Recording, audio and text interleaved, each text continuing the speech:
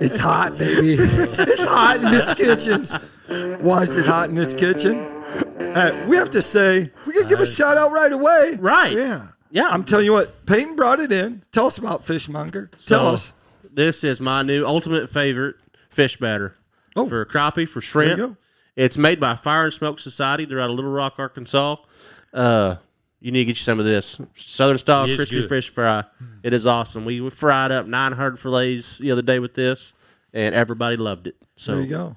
A little shout out to Fire and Smoke. There you go. And the great thing about that is they are also, we're going to give that away to one of the subscribers. So make sure you subscribe to the YouTube channel that we have, Hardcore Crappie Fishing. Of course, you're always welcome to go to our Facebook page. It's pretty important to go there because each week one of us is going to post a report. And because all of us are usually on the water and fishing, that gives you a good idea, or at least gives you an idea where to start, or if it's a little bit later on because the show's a little later on, it still gives you an idea because this time of year, a lot of the fishing is kind of the same, and it's going to continue that way until we get into something and Payton starts shooting docks every day. If I'm catching black crappie and on my post, I'm dog shooting. There you go. But anyway, that's what I tell people. The fishing report is on Friday, so that is current. This show is taped, but the fishing report is that. So you'll be able to find out some great information and basically we are 4 Beaver Lake fishing guides, and so 3 of us are hardcore crappie fishing, and there's one of us that should be nameless, but me. And and I do bass fishing too, so I kind of spread out, but I love getting an 18-foot rod in my hand and doing the deal because it's. And we also do some electronical. lessons as well. I actually did one today, so I've got to get hold of a guy. Yep. So next few days. And Greg does installs. If we start on that, we might go forever. What we all do, but we're going to start with fishing guides and kind of what you specialize in, Lance. What do you like if they go in a guide trip with you? What can they expect? Are they tell them about what kind of lures? Lures are artificial or live bait. Plan on touching minnows and putting them on your hook. All right. He's spider rigging. I mean, I'm minnow rigging. I'm what people call my spider rigging. I mean, I'm pushing 8 poles and just going down the lake, pushing them. We're catching. We'll catch basically anything that swims in the lake. I mean, it's fun fishing. I mean, It's fast fishing. It could be slow fishing. You can catch one at a time. You can catch 8 at a time. Right. It just matters if you're going through the right area. I mean, it's a fun method of fishing. I've done it since I've probably the second year of fishing this lake for probably 10 years ago. I fished this lake one year just single poling, and I was just like, I mean, I had to learn. I said, trolling is what I needed worked on, so I just started. I kind of taught myself how to troll, and it ain't broken, so why change it? Right. So that's what I specialize in, and that's what I do. Yep. In a rig. And so usually eight rods up front for sure. 8 rods up front. 8 rods up front. As long as they don't change the law. Right. And then if I have, I'll take 2 people, up to 2 people. So if I have another person, if they bring a husband and wife, or a kid and dad, the person will sit in the back, and they'll have 2 other poles on the backside. So there'll be 4 poles total. So it's more poles. That's about 12 poles. So 24 minutes swimming through. And it's school within itself. Yeah. And they have fun. They sit there and watch their wife, their son fishing. And then they can switch out. If it's 2 buddies, 2 co-workers going together, I switch out with them. And if I usually only take 2, but if it's 2 kids, I'll take 2 kids and a grandson or a granddad or a parent, guardian as a guardian, just to kind of help handle one of them in the back as we fish up front, and then they'll just switch in and out. But that's very rarely happens. What do people need to bring when they go with you? Oh, just bring. I have water. I have some junk food, but if you need something a little heavier, like a peanut butter sandwich or turkey sandwich or whatever, whatever your diet. Bring your own lunch. Bring your own lunch. Yep. Bring your own food, but I will supply you some water and peanut crackers or something like that. Yeah. So, Greg, if they go with you, what can they kind of expect? It kind of changes through the season. Well, a lot of what I go on is depending on my customer. I have some customers that specifically want to do spider rigging or trolling or whatever because they haven't been able to adapt to the vertical fishing on brush piles or live scope. So I kind of go to my people of what they prefer. If they don't have a preference, then I just look at the amount of people I have and the conditions. I mean, if it's best, if I feel it's best that we need to spider rig, well, then we'll spider rig. If I feel like we can live scope them, then we'll live scope them or brush pile, whatever. So and you also troll with crankbaits. Yes. So do a lot of trolling and I do a lot of that in the summertime and there. But it's just. I mean, I understand that people wonder. They get hung up on our rates. I mean, there's some people think, well, why do you charge more than the other person and this sort of thing, and not everybody takes as much consideration of what all, or maybe somebody does more than the other person. I mean, I furnish water and snacks, like Lance was talking about. I don't furnish lunch. Your responsibility is to wear proper clothing for the weather. Right. And if you need sunscreen, hats, sunglasses, you need to bring that because I don't furnish that. Right. And, of course, your fishing license. And a lot of people, it's amazing how many people get on your boat and they have to buy them as you're out and out because they don't have a license. They think, because you can go in Florida and stuff, deep sea fishing, and you don't have to have it. Right. But you have to have it in Arkansas. So, there's just a lot of, and then once I determine of how we're going to fish, there's a lot of time and preparation of, whether you got to take rods out of the boat or put rods in the boat and get the holders. Yeah. And even have a little extra in case you have to change the style of fishing you're doing. So. Yeah. And just like Lance, he's got to tie up his double rigs. Exactly. Like those are not like you That's just time.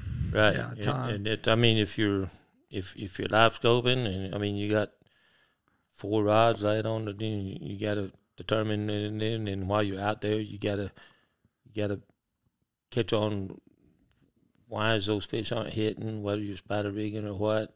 Do you need to adapt to something? Is it the bait size? Is it? It's just crazy. You're paying for your experience. Just crazy as ever. Yeah. And it's so I just kind of go on what my customer, all right, want. Yep. How about you, Payton? Kind of the same thing because you do the same techniques, except you pull in that dock fishing. Yeah, I'm what I like to call, I call myself a pre-live scope guide. So I've learned several methods, multiple methods on the lake. We do dock shooting, spider rigging, live scoping, crankbaiting, which I picked up crankbaiting from Greg. So that was a pretty good little gift of friendship there. and we can do the bobber fishing for spawning fish. So it's kind of depends on the amount of people I have in the boat, and it depends on what they want to learn. So some people will call me specifically and say, hey, I want you to teach me how you dock shoot, or I want you to teach me how to catch these roamers. And that's what we'll do if they want to do it that way.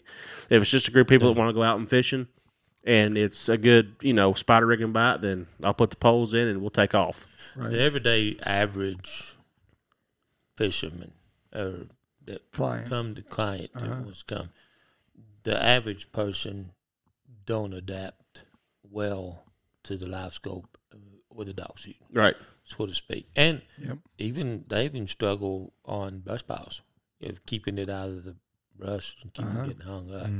So like Payton said, there's people that specifically want to do things, and and a lot of them are out there just to have a good time. Right. They don't care how they fish. They want to catch fish. Right. Main thing is They want fish to go home. I can tell you if you, and this is not a good business strategy, I guess, if you look at it from a certain point. Right. But if you're a guy that's wanting to learn crappie fishing, you need to go with every guide you can. Right. Every single guide, because every one of us can teach you something. Yeah. Right. I mean, not even in this group. I mean, other places. I mean, everybody can teach you one little bitty thing. And I think that's what's helped me become successful, because I've sat around with Beaver Lake legends and I've learned and picked up little bitty things like a sponge. And that's helped me become successful, I think. Yeah. I've been blessed because I've fished with some of the best. Right. You know, I mean, some of the best, like Les Smith, and watched him power troll and stuff like that. And so I'm just catching roamers. I'm dropping the brush piles, and then I'll be trolling some Pico crankbaits who happen to have 2 brand new colors. So for this year, but we'll be doing some of that. And you guys, specific, you guys have bay boats basically, and they're big center console boats. They can take you can take up to 4. They can take like 4 people, 5 counting us. and then I'm kind of like Lance. I take 2, and then like maybe a youth, and that's only because we're fishing. Like I don't do live bait. I did live bait for a long time. I'm done with live bait. If I'm going live bait fishing, I'm just going to go with Lance. And, that's how I'm going to do it, especially if it's cold, because he can put the minnows on. So I'm good with that. That's something you should know about Lance, is he put them on for you. Like, it don't matter if he got 8 rods up there, 16 hooks. He's going to be up there flinging them. Well, we didn't. None of us mentioned we also clean the fish at the end of the day. Yep. At the end of the day, whatever we got. I like how you look at me and you say clean the fish. That's right. Yeah, I will. But we all clean. I mean, it's kind of inconvenient to what it used to be when we was able to use the marina. Well, a lot of people people out there don't even know how to clean their fish. Yeah, exactly. How you clean your fish. You're fast at that. You know. Clean them, cook them. That's right. We send them recipes, stuff like that. Right. But it's there's just a lot of stuff there. I mean, not only the cleaning, and a lot of times too, if we don't catch a limit, at least one limit, right, then you don't owe me nothing at the end of the day. We will reschedule. Right. And now if you choose to pay me some, that's greatly. Right. I mean, we appreciate that, but we'll discount it, or I will. I'll either discount it or we'll reschedule it to the point that most of the time we would just reschedule, and we'll put them back in the boat. And hopefully we don't have the same situation we did. And you never know. I mean, we've been out and the bite starting off really well. For an example, this last fall, I had a couple of ladies and their sons, and we were up Friendship area, trolling crankbaits. I mean, we'd trolled for about an hour and a half, and I mean, there was a cloud back. We couldn't see the cloud real good because of the hill there towards the bridge. Yep. And I had a couple of friends. You can call me. About the big black cloud coming? Major storm coming. And I mean, and then by the time I got all the rods put up and everything, I mean, I got on it, and I don't normally run my boat as hard as I can run it with customers. Right. But in fact, the lake was down to the point that right out here at the islands, right out here by Warrego Marina, you know, you can kind of cut in and cut back over, and it's kind of funny because when we got to the ramp, it was literally, just as we pulled up, it literally just started pouring so hard. And I just told them, I said, go get in the car. I'm taking the fish home. I'll clean them at home, and y'all can come to the house and get them. And I mean, I was already drenched. I mean, it just happened that fast. Yeah. And it was really kind of funny because what I was saying about the deal, one of the husbands came and picked up the fish that afternoon, and he said, want to ask you a question if you don't mind. I said, sure. What is it? And he's like, it's a question, like it's a little some concern. I'm like, under my breath, I'm thinking, what did I do wrong, And he said, man, you were hauling, you were moving along about 50 mile an hour by my GPS. Right. And I said, I don't normally drive that fast, but I said, I was trying to beat that storm. And he said, no. He said, but I want to know why you were going, and it's just like you made a real hard turn, and then you made a real hard turn back. He said, you made more of a Z than you did a S. And I said, well, there's a underwater island in there. And I said, I shot that gap and to cut off as much time as I could because I knew we were going to be close, right. Getting back. And so in that particular case, we didn't get to fish long enough to right. get our limits or anything. So I gave them another chance to come back out and fish. There you go. Because we can't help Mother Nature. And something we'd visited about was, even though we're independent contractors, basically, we're going to do like corporate trips, or if you have big sure. parties that mm-hmm. we can accommodate right. all those people. So definitely, I know in Northwest Arkansas, there's always the trips we had where you want 2 groups of 8 last year, didn't mm-hmm. we? Yeah. So we'll sit around and do that too at the same time. So sure. look for that. Hardest thing about a guide trip, Lance? What's the hardest thing? Oh, with rigging, it's getting them to know what the bite, the bite. Right. I mean, hey, you have a fish on. It's just the hardest. That's the hardest thing is, trying to tell them, hey, just pull and, right. Tell them, kind of initiate the bite, and how they know which bite it is. That's the hardest kind of thing for me. And all right. How about you, Greg? What's the hardest thing? I think patience. Yeah, patience. I mean, you really got to keep your patience. I mean, it's right. I do. I mean, I'm pretty patient anyway, but there's times that, and what he was saying to a degree, you can show them and show them and show them, but you want to bite your tongue, right. because some people just takes longer to learn, and you got to have your patience. Right. Patience is an important thing, but I think as a guide, my biggest thing is try not to let my clients down.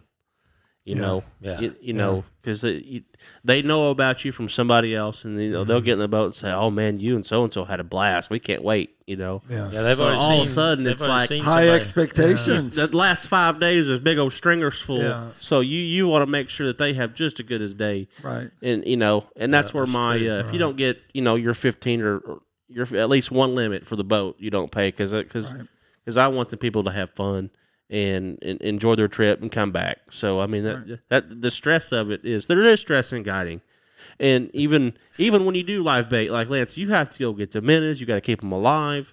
Exactly. There's so much stress. You got to make it to the lake without getting hit by somebody. You fish for 7-8 hours. By the time you clean the fish, you're out there 8 hours. You worry about your truck in the parking lot.